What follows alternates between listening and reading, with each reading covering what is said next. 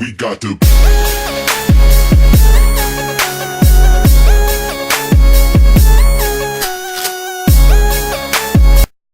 Well, Mark, first of all, thank you so much for taking the time, man, to come to your American Airlines Center. You know, most people, you think this is a bar. To most people, this would look like a bar, but this happens to be the coolest office in the world. This is your office in the center. Right. This is where I go to get away. It's my office, my man cave, my bar when I need it, preferably to celebrate rather than drown my sorrows. But yeah, this is where I get away.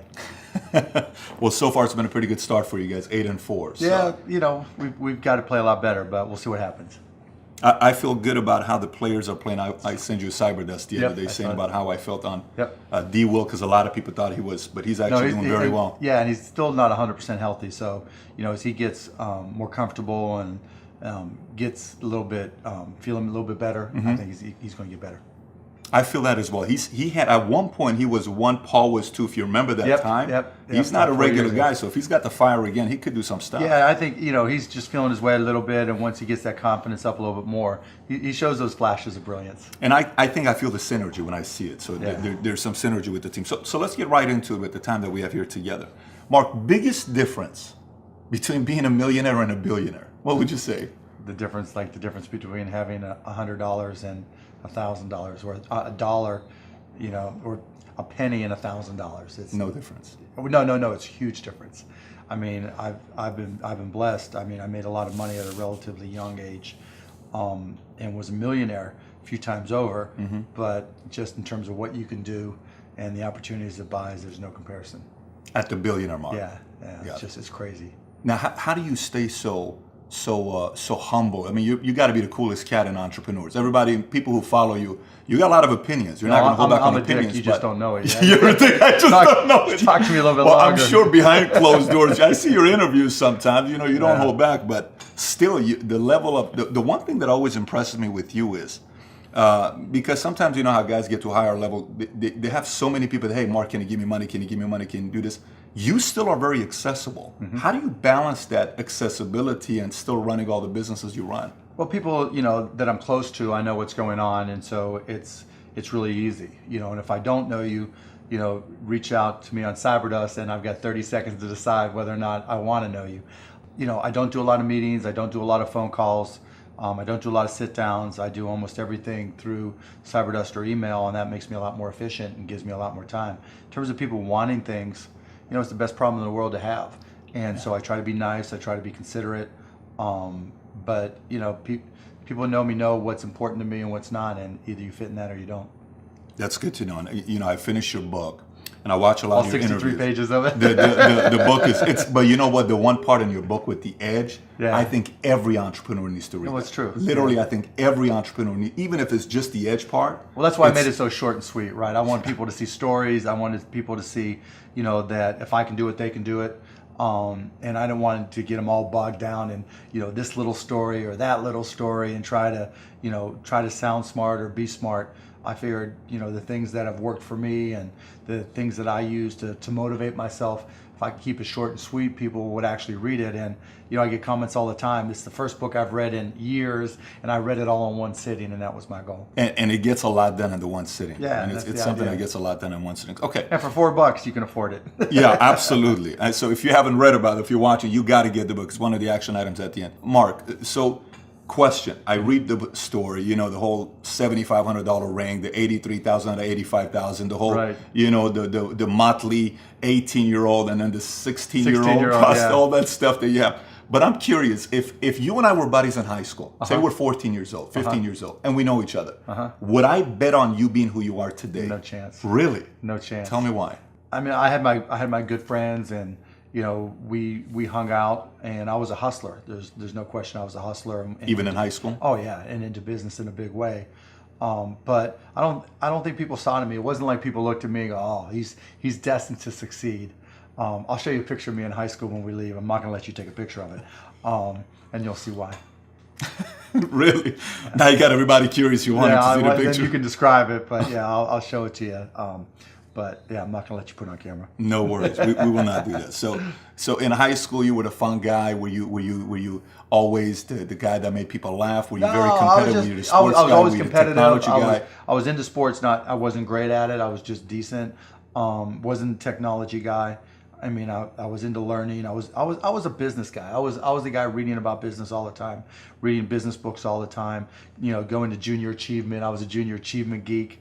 Why though? Why were you reading business books? Because that's what I knew. I mean, I was wired that I always, you know, I started my first business when I was 12. I was buying and selling baseball cards, buying and selling stamps, anything I could do to make money. I was hustling and trying to do. So I was into business, but I not so much where it was all my friends were into it with me, so they wouldn't know. Baseball cards. Yeah, baseball cards, you name it. I mean, I grew up in Pittsburgh, and so I would, probably even less than 12 years old, I would, go out and buy a bunch of baseball cards that I collected, and I would say, okay, you're guaranteed to have a Pittsburgh Pirate in this package, and I would charge 3 times as much, and I'd set up on this park bench down in the park down in Scott Township where I grew up, and I'd have these little sales, and it was great. I made money, and I mean, it was, you know, and I learned as much about business when I was 9, 10, and 12 as I learned any other time. I'm obsessed with baseball cards. Do you still, is there any that you no, really, I wish really I still like did. or no? No, I wish I still had them, but they're all long gone. I gave them to my brother, and who knows what happened from there. Something about cards, man. I don't know what it is. You explain it to somebody, they think you're nuts. Well, but back there then, that was how something... you learned. Yeah, back then, that's how you had your favorite players, and you didn't see, they weren't on TV every day. You only read about them in the newspaper. There was no internet, and so baseball cards were a way to connect. You know, I had my Willie Stargell, I had my Roberto Clemente cards. So you're talking about. Way back when, yeah. God, there was no Beckett back then, right? Yeah, so Beckett was just getting started, right? So, I didn't look at it more, I looked at it just, hey, this is the home affinity. It wasn't like, okay, these were going to be valuable at some point. So, yeah, but it was just, it was just a means. Yeah, now that you have the Honus Wagner card, estimated I could, I thought about, that'd be a cool card to have. but just look around you, right? I mean, I got stuff. I'm just not into I'm not a big collector type guy. Well, I got you a gift, man. I'm going to give it to you at the end. I wanted to get you something. What can I get this guy? You may have it, but I hope you don't have it in your life. I probably have 5 of them. So let's get into entrepreneurship a little bit. We already have, but going into it now to focus on that a little bit. What would you say, out of all the reasons in the world? Now, I've read your book. You have the 10, all these keys to success, etc. What would you say is the number one reason why people fail? Not necessarily why they make it. The complete opposite. Right. Lack of brains, lack of effort. Lack of brains, lack of effort. Yeah, they don't do the work. They don't learn, when you walk in the room, when you start a business and you start to talk about somebody, you're never in a vacuum with no competition, unless you're just extremely lucky. And if there's going to be competition, that means somebody else knows your business as well as you do when you get started. And if you walk into a competitive environment and they still know more about the business than you do and more about your customers, you're going to lose.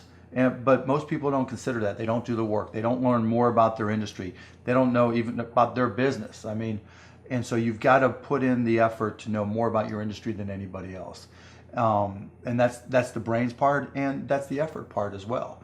Because look, if you're competing with me, you better know what you're doing. Otherwise, I'm going to kick your ass, and you're not going to outwork me. And so, the combination is usually what kills businesses early on more than anything. Do you think so? Now, there's a part that people say, Mark made it because Mark is a special guy and he became an entrepreneur. This guy made it. All these guys made it because they have this special gene or whatever it is. Mm-hmm. Do you think there's a proven formula that if a brand rookie guy, he's got a lot of ambition, he's got a lot of desire, but not a lot of knowledge and how to. Do you think if he follows a formula, he's guaranteed to make it as an entrepreneur? No. Okay, so you don't believe there's a guarantee to make it? No, because who knows who you're going to be competing with. So if you put two people both following the same formula, both in the same industry, right? Which one wins? Maybe they both can win and both be successful, but so I don't think there's a default template for success, but I think there's things that you can do to put yourself in the best position to succeed. So I talk about stuff in the book. I talk about the one thing in business you can control is effort. Mm-hmm. Going out there and sales, curing all. So I think and I agree with your point that there are things that if you do them, you put yourself in the best position to succeed. But if you just walk into a buzzsaw and somebody else is doing them a little bit better, it happens. Now, are you saying to compete at your level, there's no way? Or just any level, right? Just any level. So even if you put a formula for me, I followed it. Will I eventually be able to make $250,000 a year? if I follow the plan that you put. I'm not talking about 100 million. Yeah, but you got to pick where too, right? Right. So I was industry-wise, right. maybe? Yeah, I was at a Okay. business plan competition, and they were talking about making big money reselling travel plans and making $3 in affiliate commissions. Right? It's just not going to happen. You have to That's be a good smart. point. You have to be Yeah. smart. You can pick the wrong things, and you're talking, alluding to it earlier about entrepreneurs being born or built. And I think I knew I was wired to be excited about business. How or why, I don't know, but and there's certain guys that have the genetics to jump out of the gym, right? There's certain guys, that when they golf, they have the muscle memory and the discipline. Dirk Nowitzki may not be the most talented guy in the NBA, but his discipline and his focus to do what's necessary to be successful, he's willing to do, and combine it with being 7 feet tall and being skilled, it makes him an amazing basketball player. So it's understanding what your skill set is, finding the right place to use those skills, and then going for it. Will that make you 250 grand? It depends if you pick the right industry. But whatever industry you pick, if you outwork everybody, if you try to be a little smarter than everybody, if you try to be a better salesperson than everybody, if you try to be better prepared than everybody, you've got your best chance. Because if you don't do it and somebody else does, I have the saying, work like someone's trying to take it all away from you. I actually work like someone's spending 24 hours, working 24 hours to take it all away from you. And that's kind of the way I look at it. When you were younger, was your father into business? Was your mother, was there an uncle, somebody that did well in business that you admire? Was there somebody you read about that you said, I like Rockefeller, I like Carnegie? Nothing. So it's just purely you that you had business. Yeah, my dad, I think, my dad did upholstery on cars. My mom did whatever odd jobs. But my dad was always like, if you want something, you have to earn it. And to his credit, he never said, no, you can't do that. So whether it was selling garbage bags, baseball cards, stamps, whatever it was, he never held me back. And so I think that was as important as anything. And, sometimes being young and trying things, you're so naive and you don't know any better. All you do is learn.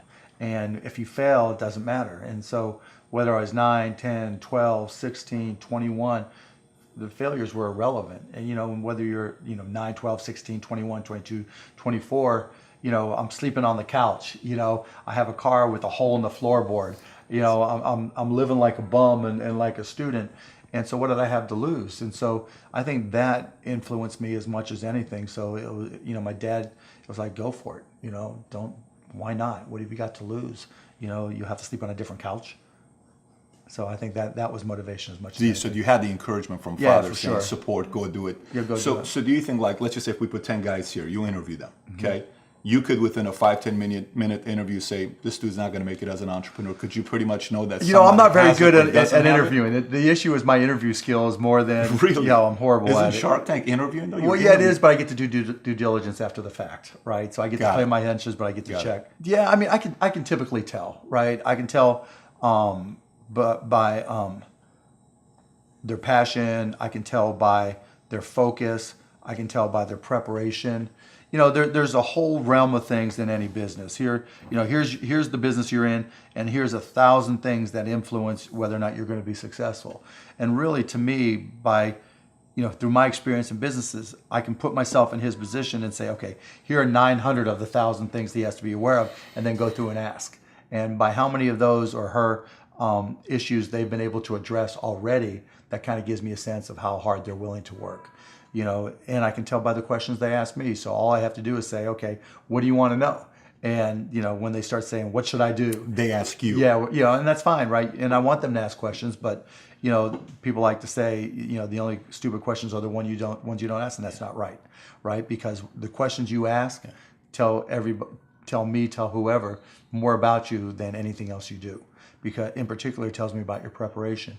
If you ask me questions about just basic things that you should have known and you should have down to a science, that's going to disqualify you almost more than anything. I read the cyber desk you sent out, by the way. But the questions, I said, man, I got to get the questions right with this. It's true. Right, so I read it. I said, okay, I'll take that as a challenge. And that's what Cyber Dust, I'll blast out like when I have a thought. That was right? great. Yeah. So that was phenomenal. What the questions you ask are critical. I agree. It's complete opposite on the way the traditional way of thinking. Yeah. And I always ask the question. So, Mark, you're now, whatever your net worth is, billions of dollars. You own a sports team. You have businesses. You're on Shark Tank. You're on TV shows. Everybody wants your time. How hard is it for you now? This is the thing I think about, because for my side, I run a business. It's harder for me to make friends now and let people in my circle, but I'm not at your level. How is it when a person like you, is it still easy to make friends now? Yeah, is but it I'm more not out there, association at this or- point, I'm not out there looking, I don't need any new running buddies. I mean, my high school buddies are still my friends, my college buddies, Got my it. rugby buddies. The guys when I first came to Dallas that were my friends then are my friends now. I've got 3 kids, so it's more, my family just takes up so much of my time along with business. So I'm not, and even back in the day when I was single, I was still successful. I could tell the gold diggers from the real friends. I mean, it was pretty easy. Got it. Did association play a big role with you or not really? Nah, Not no, really for you? Yeah. Because you were so determined it didn't matter. Nobody could influence you, influence other people. Yeah, I just went and did my thing. Makes sense. Makes sense. Couple words I'll just put out there. I want to see what you think about it, because I watch you and I watch some of these other guys and I see a sense of paranoia. And I don't know if you read the book, Only the Paranoid Survive. Yeah, I don't know if but it's I'm familiar with 10, it, 20 years. Great book that was written. Do you think there needs to be a healthy level of paranoia? Oh, absolutely. There needs to be. Oh, yeah. I mean, Okay. I always say, for every one of my businesses, I say, what would I do to kick my own ass? Right? So whatever business you have, there's somebody trying to put you out of business. There's somebody trying to take a bite out of your business. And it's better for you to figure out how they're going to do it rather than they do it. And so, yeah, that's being paranoid. And so you have to be paranoid. You have to anticipate other people's next moves, and you can't ever, downplay the competition. I was I was at a business plan competition this morning at a college, and they were kind of being dismissive of the competition. And so you can't ever do that. They're out there trying to take you down, and they're not just going to sit still. And if you're good, really, really good, you're going to inspire them to work even harder, faster, better. And so you have to be, very self-aware of what you're good at and what other people are good at. And, a healthy dose of paranoia makes a big difference, is very helpful. So that's interesting you say that. So sometimes, you're being a little bit too paranoid, you're being too concerned about this, too concerned about that. The other question for you would be, Mark, you don't run one company. You run many companies. You're doing deals all the time. And there's this notion that you hear multitasking, right? You can't multitask, you can't do this. So your brain, if I were to take 100%, okay, 10% here, 7% here, 6% here, how do you process all of it here in your mind with the different That happens responsibilities to be something you have? I'm really good at, right? I process things very quickly, and that's always been my strength. I can identify what's going on typically faster than anybody and grind right through it. And plus, because I force everybody to email or Cyberdust, it's all coming from one flow, right? It's all one funnel. And so I'm not bouncing from meeting to meeting thinking, okay, what did we say in that meeting? We're having to take notes, and then we're having somebody take notes. It's like, it's already in writing, it's in an email, and if it's in Cyberdust, it's like having a face-to-face. And when I see it, I respond to it immediately. Cyberdust forced me to respond to it immediately. And so that allows me to keep things organized and stay on top of things. And, anything that's unread, that's my to-do list, and that's how I stay on top of it. Got it. I've become a fanatic Cyberdust. There's every other hour I'm checking Cyber. When you told me, go check out Cyberdust, and then from there we got everybody on the company. Now everyone out here, the only way you're going to get to see this first, you got to go on Cyberdust. And I'm going to put the link out. We'll do one on mentions to get everybody on there. But I love the product, and we'll get to that because I want to explain how I see Cyberdust, not as a CEO, as a customer, because I want people to see how I see it as a customer. Let's talk about speed. When people ask me and say, hey, how do I get speed going? I want to see your perspective on this, because Cyberdust has a tipping point. You got Twitter has a tipping point. Facebook had everything is about the tipping point. In your mind, how does one entrepreneur increase the speed in areas that they can increase? There's certain things you can't control. Speed in what way? Speed of growing your business. All right. So how fast can I grow it? Yeah, I mean, it just depends. You've got to know your own skill set, right? And you've got to know how that fits within your company's life cycle. Some companies are slow grind, and you just have to understand that. And you've just got to bide your time until it starts to click, and then grow with it quickly. If you're trying to release a product that needs to be ubiquitous, you've got to go as fast as you can, and then release a product, like a launch. Yeah, and there's a lot of people who will say, perfection is the enemy of profitability, right? And that doesn't mean you have to wait till it's a perfect product. CyberDust is a perfect example. We still haven't, it's been almost 2 years, we still haven't advertised it yet because we know it's not ready yet. And so it's been a slow growth grind because we want feedback, we want to keep on learning. We're evolving. But it really just depends on what the product is. It, a barbershop, right? Is it an app? Is it a service? Is it a product? But the key is looking for the low hanging fruit. What customers are willing to write you a check or commit to it? So that they're willing to integrate it into their daily lives or integrate it into their daily business. And so getting a commitment either through time or revenue is typically what I look for. And so if I can get a commitment, then I'm going to be able to learn. I'm going to see how they use it. Do they sustain usage? And then once I get the next one, hopefully it came a little bit faster than the first one. Then I can ask for referrals, and then the next one, and I just try to ramp it up. When I bought the Mavs, we had no season ticket holder base. And so literally it was a matter of just putting a list of former season ticket holders in a white pages back then, on my desk next to my phone and making phone calls. You? Yeah, me. Yeah, because if I'm not going to do it, how can I expect someone else to do it, right? So just get on the phone. Hey, this is Mark Cuban. I'm the new owner of the Dallas Mavericks. I'd like to invite you back for again. It's not though. This is my business. But you can't get regular sales guys or something to make those calls once they get to a quarter. You're a guy that's a billionaire. You're making those calls. But that's all, and that's fine and good, right? Because everybody's got their own goals, right? But still, I don't want anybody at the Mavs to be able to say, well, he's not willing to do the work, right? There's. If I walk around, I'm picking up all the papers. I'm not saying go get that picked up. I'm like, okay, that's trash. I'm picking it up.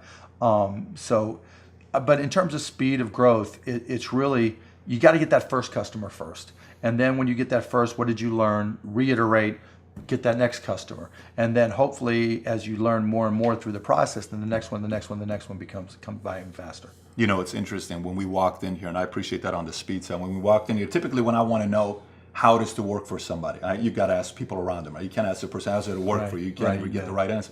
So I asked the security guy, this guy said, oh, Mark comes, he's going to say hi to everybody. He's going to do this, he's going to do that. And they were all like fans. They love working. That's because we have cameras and microphones. So they see all their work on what they're doing.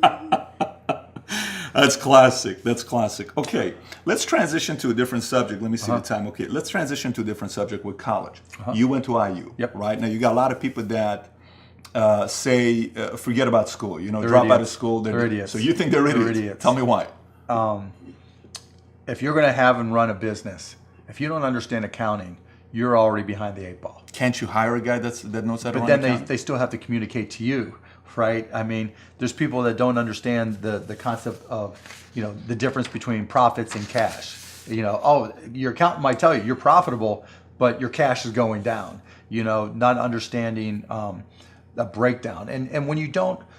You think you need college to learn that? Yeah, I think you do, right? Because it may not, for some people, look, if you're so self-motivated that you can take an online course in accounting and teach yourself everything, you're way ahead of the game anyways. But most people aren't. And I'm not saying you have to go to Indiana. I'm not saying go to an expensive school. I don't care if you go to a community college and take accounting and spend $99 for the class. Just, spending the money forces you to be more obligated to do it. But accounting, finance, lesser extent marketing, sales if the school offers that. These are that's the language of business. And so while it's possible to teach yourself these things and while it's possible to hire them, when you're starting your own company, you don't want to have to spend money hiring an accountant, right? You're already probably going to have to hire a lawyer to set up your. Well, let me take that. If you've gone through all these classes, you probably don't have to hire a lawyer to incorporate, right? You can probably figure out yourself. And so your cost of opening up a business drops. But even more important than all that, that's the blocking and tackling. That's the language of business. The thing I learned at Indiana that was more important than anything else, I learned how to learn. And learning became far more important to me because the one certainty in business is that it's always going to be changing. If you're not always learning, to this minute, if I'm not continuously learning, if I'm not just absorbing as much as I can absorb, someone else is going to kick my ass, right? So you talk about paranoia. The greatest source of your paranoia should be knowledge.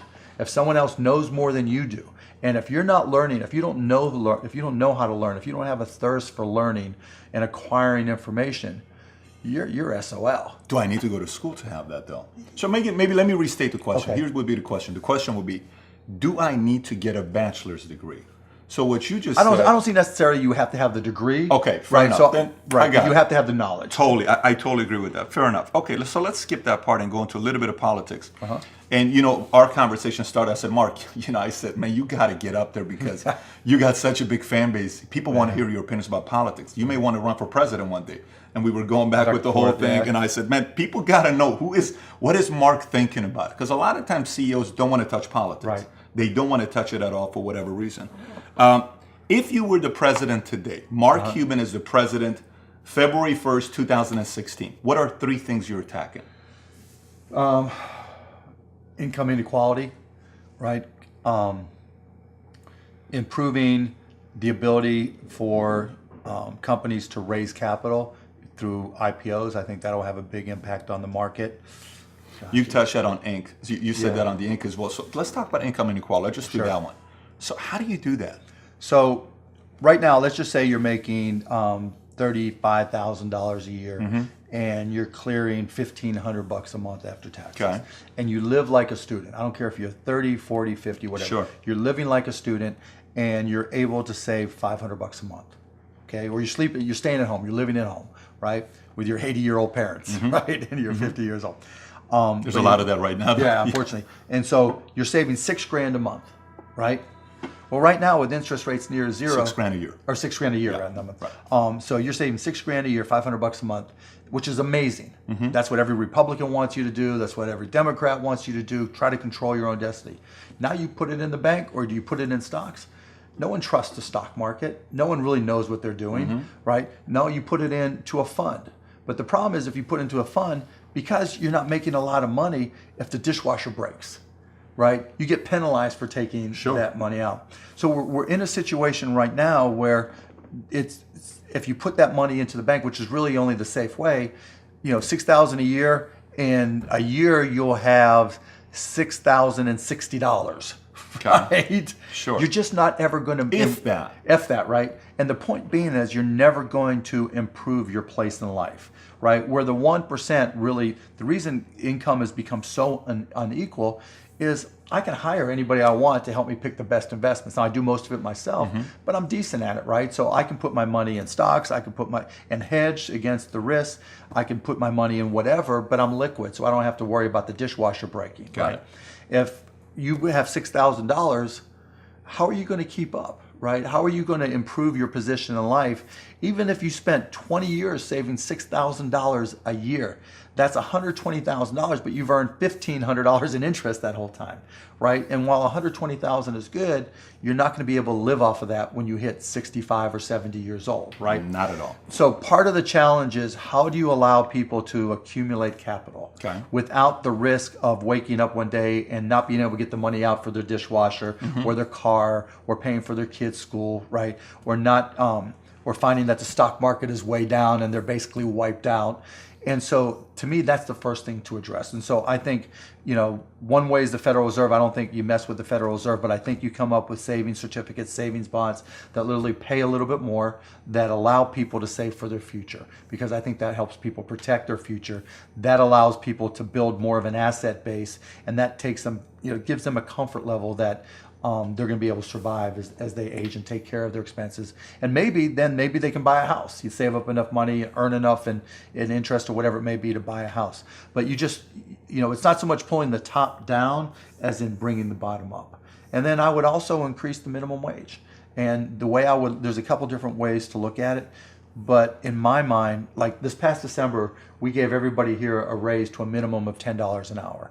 And the reason I did it is I found out there were people that worked for me that were on government assistance in one way or another. It might be a program, but I hate the idea that I'm subsidizing somebody, the fact that I'm not paying enough, everybody's taxes is subsidizing this person's life.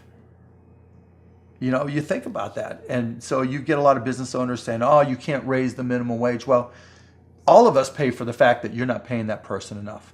And will it change the competitive balance? Well, if everybody's having to pay more, then the competitive balance still stays somewhat competitive. Will the markets change some? But it's not so much that I think raising the minimum wage is a great idea, but what I don't like is the fact that we are subsidizing low wages for businesses.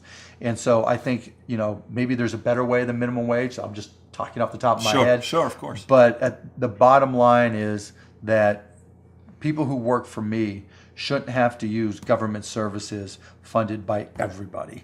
And until we can get people off of that, income inequality is just going to be kind of convoluted. Your approach will be the government doing something about it. Well, it's not so much the government doing something about it. I want to get people off of government assistance. Got it. Right. So how about this part? There used to be a time when the whole Ford Motor Company came out with, work 9 to 5. And when they came out with this after the Great Depression, that's when the 9 to 5 was only a 90-year-old system, 80-year-old system, right? So when they came out with that, you and I said, okay, I'll give you 30 years of my life. And then we said, hey, but what are you going to give me if I give you 30 years of my life? So they said, we'll give you a pension plan. Right. In 1984, we have 130-something pension plans, 130-some thousand pension. Today we have 24. Right. I think we've gone away from that because it sounds like from what your concern is on income inequality is the first point you made is $500 a month times 12 months, $6,000, so long-term 20 years, $120,000, which means they may not have long-term money for retirement. But if we go away from the pension plan, so do we figure out a way to incentivize companies? Well, the problem with pensions is the uncertainty of business, right? So what's happening with pensions now, Fair enough. They've got to grow them just because to support the amount of money required for the employees, they can't find that return, right? So if everybody's only earning 1%, and your pension matches your salary, okay, and you're making $36,000 a year. Okay. I've got to find a way as a business owner to fund $36,000 per year so that you're making over 20 or 720, so you're doing the math for that 65 to 85. Yeah, so right. but if you're only earning 1%, the rule of 72 says it takes 72 years, right? Yeah. So I've got to, you don't get 72 years, so I've got to fund 3/4 of it or whatever. So would the solution would be, we can move away from this topic, would it be given an incentive for companies who do give pension plans up to this point? I don't think companies mathematically, you don't think it would work? Yeah, I don't think it works simply because there's too much uncertainty on the earning. Fair enough. The key of it is what elements of certainty do you put on businesses, right? A pension is a certain amount that you have to pay, but it's uncertain how much you're going to earn. Whether it's minimum wage or some other way of doing it, or working so that whatever it is, right, so that you don't need government assistance, then that's just part of your current business. And so it's really, I guess it's more about coming to you or I as a business owner and said, okay, if you're making $1 million a year, would you be okay with making $750,000 a year?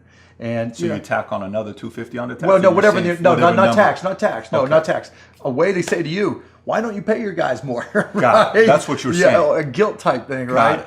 I've said, would it be a government enforced thing? No, like a crusade type of thing. Yeah, okay, let's go out there and do this. Like how much Buffett's more going, money getting do you people to give need, money right? back. Yeah, how much more money Got do you need? I'm not saying, look, I've literally I can see that happening though. Yeah, I've literally written checks to the Dallas City Treasury. When the Mavs won a championship, I paid for the parade. When we needed extra police overtime, I wrote the check for it. Because it's not fair to ask all the citizens of Dallas to pay the taxes for something that benefits me like that. Would you consider yourself a capitalist? Absolutely. You're full on capitalist. Oh yeah, but see what's changed with capitalism. I'm a hardcore capitalist. We're not a full on capitalism. You know that. We're not though. But we've right. evolved, right? And so. 90 years ago, the Henry Ford days. Sure. If you didn't have a job and you couldn't afford it, you found somebody's floor to sleep on, and you went with your family or whatever, and if it was 12 to a room, that's the way it was. And then over time, we started having, with FDR, we started having, basic services that we would provide for you.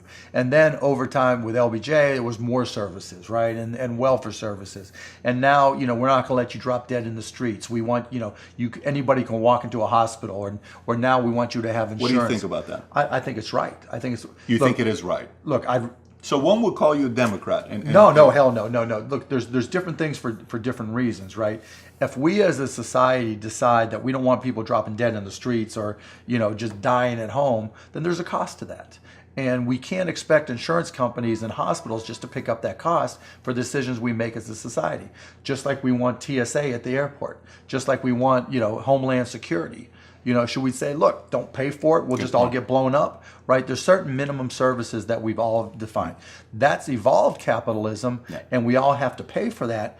But at the same time, that doesn't destroy the root of capitalism and who we are and the incentive, right? It just means that we're going to take a chunk off the top. Now, on the flip side of that, how we do that and how you pay for it, that's a different beast. Is the government too big? Yes. Is the government inefficient? Yes. If for every, I'd rather the government have one half the employees and just write checks to people. The old helicopter drop of cash. Just drop cash on the people because they're just going to spend it anyways. These are people who can't afford to save. The economy. Yeah, so I'd rather, you talk about what would you do as a president. Probably the third thing, I would take all these services we have and cut. I would say to everybody, okay, here's 2 years, 3 years severance. And then I'm going to take 75% of what's left and just consolidate it all together and write everybody who qualifies a check. Right, and then to go to you have use a lot that, of votes. Yeah, but you use that money over. But I get crushed by all the unions, right? Because this is anti. This would be anti-union. They control votes now. Yeah, exactly. So it'd be very anti-union. Yep. It would be in somewhat socialist, and you can argue about creating disincentives, and you'd have to work those things. But the one certainty is government's too big, government is inefficient, and there's ways to cut back on the amount of money you spend. So what does it take to pay for all the services we as a country feel are legit for our citizens, whether it's healthcare, security, whatever it may be, and what's the best way to do that? And I literally, rather than saying, here's 30 programs you have to sign up for, and here's all the overhead associated with managing those services and monitoring and checking for fraud, here's a check.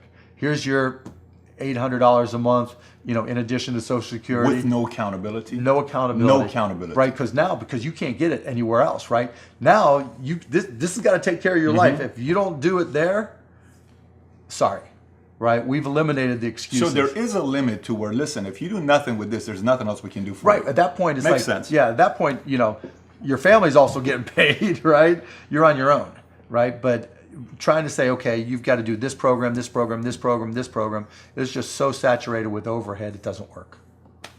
That is such an interesting topic. And that's off the top of my head, right? Yeah. I know. So would you be comfortable with a capitalist like Donald Trump being our president? The capitalist side, yeah, I don't have a problem with it. I like Donald and he's smart. What's concerning is the way all of the candidates, Republican or Democrat, are trolling for votes. I mean, they're just pandering. What do you want me to say? I'll say it in order to get your vote. You think he's saying whatever people Oh, want? hell yes. You think he's saying whatever people want him to say? Pretty much. Yeah. Now, wow. Within the realm of what gets votes, right? So within the realm of what gets votes, Got right? it. So okay. it's not just what do you want me to say, right? So I need to appeal to ultra conservatives in order to get elected in a primary. And so if I'm appealing to ultra conservatives, what do ultra conservatives want? He started with immigration, that fit. Now, everything he says and does, it's okay. What's the playbook for getting voters for the primary? Now, do I think once he's elected president, he'll follow through with all those things? No, because most of them won't work. And do I think he's smart enough to figure that out and then just do the right thing after he's elected? Yes. So, like a lot of candidates and politicians, you vote for not what they say, but knowing that 99% of they say won't come true, what they'll do once they get to see who's going to follow through with a lot, because you don't well, really know with anybody. Well, you already know he's not going to get a wall built, right? He's not going to get all these things done. It's just not going to happen, and there's no money to do it. So slice those off, and what will happen when you just put the guy in the office? So what do you think the American people should ask about Trump as a president? If there's one question, what would it be? Is it the same thing you're saying, that do you really think he's going to deliver on all this stuff? No, because he knows. I mean, look, this isn't just Donald, right? This is every one of them. Every sure. single Bernie, one. Hillary, Both Rubio, sides, everybody. right? Sure. Because when they put together their tax plan, we're cutting the tax to all this. We use the number from this tax group, right? It doesn't add up, right? And they say, it's going to cost, $30 trillion over 10 years. Oh no, the economy will increase so much. Right. It's BS, right? How do you process the vote, though? You got to pick somebody to vote for. How do Well, so you what comes process out? Look, we got 12 months, right? You told me nothing matters till April. Yeah, right. And so we got lots of time, and things will start. Right now, they can play Alice in Wonderland and just throw things up and it doesn't matter, right? I mean, because none of their tax plans work. And then Hillary and Bernie say, okay, tax the 1% and that'll pay for everything. Doesn't work, right? Won't work. Hillary's pay for college, her plan is ridiculous. It'll increase college costs, not reduce. So they don't think them through. They just say, okay, here's my justification. But over time, they'll have to start thinking them through, and they'll have to start dealing and addressing some facts. And then at that point in time, you say, okay, knowing that none of this is ever going to pass, who's still going to be the best president when it's all said and done? It's going to be very interesting. It'll be a reality show. This is going to be very, very interesting on what's going to happen. So let's do a couple things here with fun, and then we'll go into Cyber Dust and wrap it up. Sports, Dallas, and what happened with our, we can say runaway bride, if you want to call it, right? Oh yeah. So runaway bride, with what happened with them. If he were to ever call back this season, let's just say, because my opinion is this: I think if the Clips don't pull it together this year, I think something's going to break apart. That's my opinion. I'm just an insurance that's them. guy. I don't care. Yeah, that's them. If he called and said he wants to come and play Dallas, would you ever take him back? No. Never. So that you never say never. You never say never, right? Everybody deserves a second chance. Sure. D. Will said no to us initially, and we brought him back. Interesting. Right. So, I just care about winning, and I'll put winning above ego anytime. I notice with guys that get to your level that there's got to be a level. You have a strong memory because, enemies, everyone's got a target. We got enemies. But there's also a level of forgiveness when it comes down to... Yeah, you're here to win, right. It just makes sense if the opportunity arises. Yeah. Why not? Why not, right? I mean, look, it's basketball. It's not thermonuclear war, right? It's not like he shot my cousin, or just, cut off his pinky, right? It's basketball. Oh, my goodness. We think sometimes, when we drink some of these exciting drinks you got back here, sometimes we get a little bit more excited thinking it's very, very important. Exactly. So you think Golden State could go 73-9 this year? Who knows, right? I hope not, but we'll see. They're looking good. Yeah, they're really good. They're looking very, very good. Some fun questions from you. Favorite type of music? What do you like? Hip-hop. Really? Yeah. Even when you were younger, or was it kind of a thing? Yeah, classic funk, hip-hop. Yeah. Hip-hop. So Tupac or Biggie? Probably Biggie. I just like the beat more, and Tupac was more about the message, and Biggie was like, let's just party. Favorite decade of music? Probably in the '90s right now. That would be Biggie's. Yeah, okay. You got a favorite song you listen to during workout? Yeah, I forget the band though. It's called "I'm a Beast." Who's I'm a Beast? Do you know who's I'm a Beast? I'm a motherfucking beast. I've got it on my phone over there. Yeah, that's how it goes. That's your workout. Beast. I'm a motherfucking beast. It's like, it's actually great. Favorite movie of all time? Oh gosh, I don't have any one. I'm really into like end of the world movies. So my wife always cracks up. So any movie that has Independence Day. Yeah, like Independence Day. Like San Andreas Fault was a horrible movie, but the whole place was falling apart. The Day After Tomorrow I'll watch, you name it. If the whole world is blowing up, and LA is crumbling and there's some big old thrust, of water, wave of water coming through New York. I'm like, that's why I did Sharknado 3, right? End of the world. Are you into cars or not really? No, I'm not into cars. I have a Lexus, but I'm not into cars. Got it. Favorite room in the house? I know you're living in a big house. Do you got like a real cool place you built for yourself, like something like this? No, not like this, because actually my house was perfect when I had no furniture. I mean, my buddies came over. I could throw a football. We played wiffle ball. I mean, we had one big inside, yeah. And what we would do, imagine, you dive over the sofa so you can catch a pass, and you roll off the sofa like you just got tackled. It was perfect. Then I got married. Things change when that happens. Real quick. So, iPhone or Droid? Both. I carry one of each, 2 different networks. So if my network is bad on one, I have the other, and I get to test and play with all that. Which do you prefer more? It just depends on the app. Really? So you're both. So what I like about you'd be independent is what yeah, you would but be considered. what I like about Android is that with Samsung it has replacement batteries, so I just carry an extra battery. But on the flip side, iOS batteries seem to last longer. So there's pluses and minuses to both. Okay, so I don't know if you heard him say this. iOS batteries tend to last longer, to all my Droid friends out there. Yeah. Okay, so let's talk about CyberDust. Uh-huh. This has become the app that I check probably the most on a daily basis outside of YouTube. Good. And YouTube I check it because of what we got going on. But Right. this is a very, very exciting app. Tell me the story behind why CyberDust. Sure. Back in 2013, I had a trial against the SEC. The SEC accused me of insider trading. And in the trial, as part of their discovery, they took all my emails. And some of the most innocuous emails, when I wrote them, thought, okay, this is ridiculous. This means absolutely nothing. They would take and they turned them into like, oh, this is proof you did X, Y, and Z. Like I said, I had one of my buddies, Lee, that is the world's worst stock trader. And I said that in the email, because he asked me about the stock that I was accused of insider trading, mama.com. And I said, no, stay away from it, because I knew he would just lose money, figure out a way to lose money. And I said, when the SEC asked me about it, I said, no, he's the world's worst trader. They said, no, you knew the stock was going down and you just said that to protect him. I'm like, that's ridiculous, right? So the Simple as that. Simple as that. Just when you're in an adversarial position, whether it's the SEC or any lawsuit, right? If you've ever done a deposition, right? Whatever you say, the other side's attorney is going to try to turn it into something to their benefit. Sure. And with emails, with texts, it loses context. And when you really think about it, the minute you hit send on an email, a text message, a Facebook message, whatever it may be, the minute you hit send, you lose ownership of it, but you don't lose responsibility for it. And we're not talking about just you lose ownership, but not responsibility. Very interesting. Right, because if I send you an email, you own it now. That's right. Right? If you want to say, if I said the sky is blue, what an amazing day, and then something comes out and you say, see, he sent me this email. He doesn't really believe that the sky is green. He may have said the sky is green. He's a liar, right? See, Cuban's a liar. And so you can take anything I send.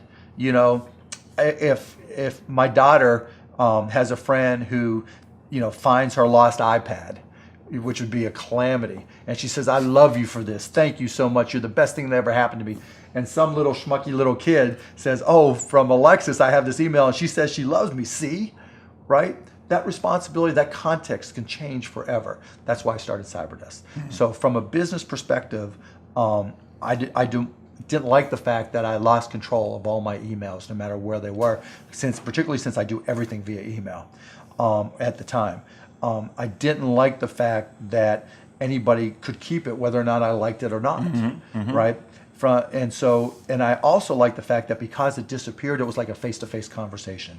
So when you and I talk via CyberDust, it's like talking here and now. Sure. Except now it's being recorded, but minus the cameras. Yeah, minus the cameras. Because right? even if you take the picture, name doesn't say who it came Name from. doesn't It's show. phenomenal. But even if you take a screenshot, right? Not only does it not say who it came from, but it sends me an alert. And you talk. If someone were to have a whole group of screenshots trying to reassemble a conversation, you're going to know something was wrong in the first place, right? Because you're not going to. If you want them to save it, you're not going to have that conversation in CyberDust. If I'm sending you something I want you to save, I'm going to say, "What's your email?" Right? Because you use email less, right? But you still can use email. Here's a contract. Here's let's discuss the terms. We need to memorialize. That's great. But for having what would otherwise be in a face-to-face conversation, for anything that is just a business conversation, I'm going to use CyberDust every time. And so that's why I created it. And when we created it, like anything else, like any other business, I thought this would be big for kids, right? It's not kids, it's the post-Snapchat generation that really is into it. People who think in terms of words, people who communicate ideas, as opposed to here's a picture of my lunch. You commented on that with Snapchat, because they just made a very big mistake. They made a very big mistake. Yeah, they save everything. Yeah, and that benefits CyberDust. I mean, positioning-wise, that was not a good move on their end. No, and that's okay. I mean, they're fine. Evan's not worried about anything. But at the same time, we're kind of like, if you will, Snapchat for grown-ups. Once you get past, here's pictures of my lunch. Snapchat for grown-ups. Yeah. for people who understand, so if you only use Snapchat and you're trying to figure out what it is, right? Because Snapchat's all about pictures. It's not about communications. CyberDust is about communicating ideas. It's you can send links. You can send it from one to one person, and then send it to 100 or 1,000 or 1,000,000 people that follow you. CyberDust is about being able to have a private conversation. Privacy creates honesty.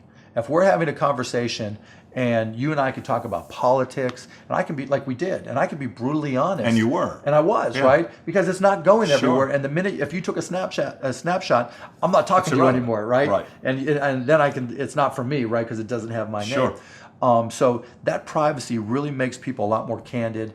And if you're in a big business, as an example, your lawyers will always tell you, write an email knowing that someone else is going to be reading it, and it could be a lawyer from an opposing counsel, right? You don't have to do that with CyberDust. You can just be honest. And to me, that moves forward the conversation and makes businesses more effective. Do you think politicians, people who are of influence, that everything is held against them, do you think people would, public figures, they need to start transitioning away from Twitter to CyberDust? Would you say that? Oh yeah, and there's a lot that do. They just do it on a private basis. You'd be shocked at the A-level names and the people that use CyberDust, and that have told me, and the politicians, and because I can see that. I mean, oh yeah, I it's would, smart. you would, Yeah, of it's course. smart. 90% of our usage is 9 to 5. And so, it's doing it on Twitter, whatever. Whether you're 16, 26, 66, right? Everything you do on social media creates a footprint that says who you are.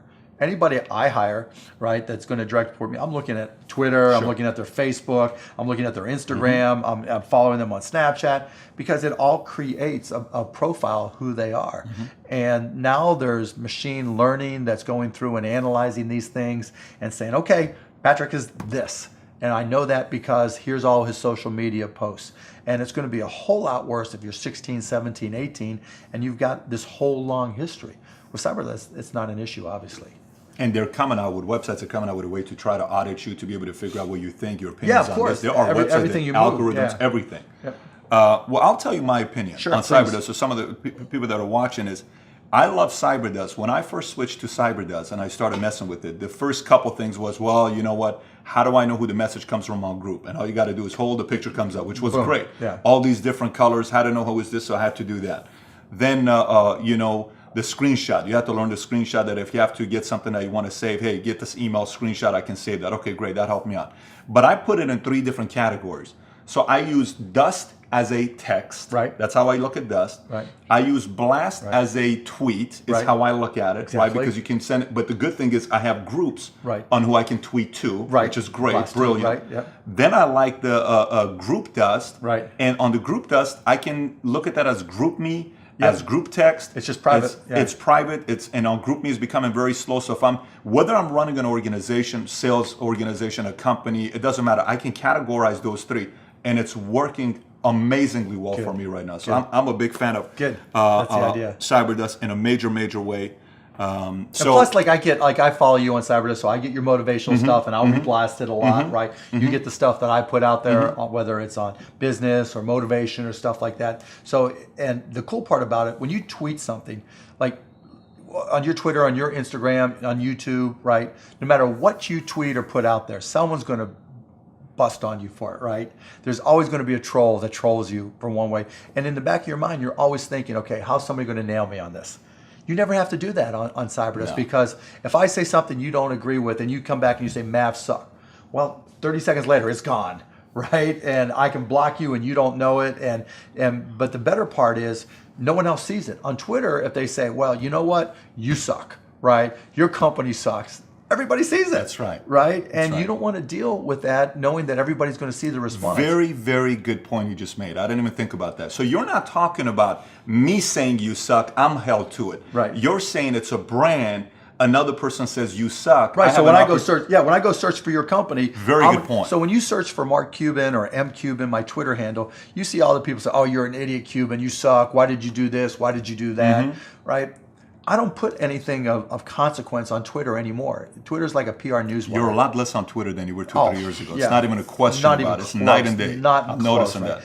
Anything of consequence, I put on Cyberdust and blast it out. Right. And so if Patrick says, oh, that was an interesting concept, we can have a conversation, and it's private, right? On Twitter, if you say something and I'm interested, one, I'm limited to 140 characters. Two, we could go to direct message and do it that way, but you could still keep it all, right? Three, everybody else is going to see the conversation and is going to jump in and add their own 2 cents. And so it becomes such a public medium that you can't, it's no longer social. Whereas with Cyberdust, if 30 people respond to something I blast out there, I can deal with them one-to-one. And if I like something, I can say, hey, would you mind if I reblast this, or screenshot it and send it to everybody? And then if I want to, I can. And so you get the best of all worlds. Yeah, I'm a big fan of it. We use it in so many. We had everybody in the field use it. And then the interesting thing is the speed is it's getting faster and faster and faster. There was a little bit, but like this, within a month it changed. Every month you're seeing something We're that's happening. better and better. I love it. I'm looking forward to using it a lot more as well. Thank you. I have a feeling, I was in front of a group of guys and I said, guys, go get Cyberdust. The challenge sometimes is, Gary Vaynerchuk, he got big on YouTube early with Wine Library. You had some of these Twitter guys with himself. He's got 1.1 million followers, but on Twitter he got involved right off the bat. Right. So well, yeah, I've got 4 million, right? And it helped that I was there for 2009, right? right? So I was sending. My suggestion to everybody is, if you're not on, if you don't have a big presence on Twitter, Cyberdust, Facebook, it's a lot easier. Go get it big before Cyberdust got 100 million users. I'd want to have well, it let's there. hope we get the right. But yeah, so if you add yourself, so if you want to get followers and you're looking to build a following on Twitter, it's really hard, right? And if you build up 1,000 followers on Twitter, it's probably taking you multiple years, and half of them are dormant or bots, right? On Cyberdust, there are no bots, first of all. And if you add yourself to chatters, then you're going to be able to get followers,